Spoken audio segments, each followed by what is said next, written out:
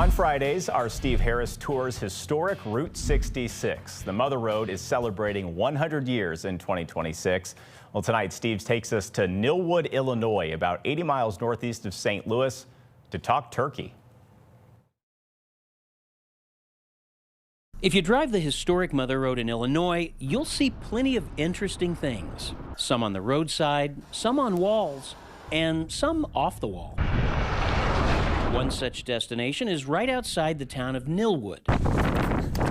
On a lonesome stretch of road dotted with only a few farmhouses, you'll spot an attraction known as the turkey tracks.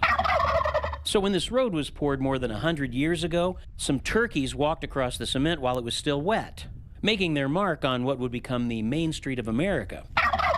A sign stands above the tracks, which are marked by a white box painted around them. They tell me a couple of local guys made the turkey figure as a joke, but when it got put in all the tourist books, well, the rest is history. So the guy that lives in the house didn't want to be on camera, but he told me thousands of people a year come to see the turkey tracks, including people from Turkey, the country.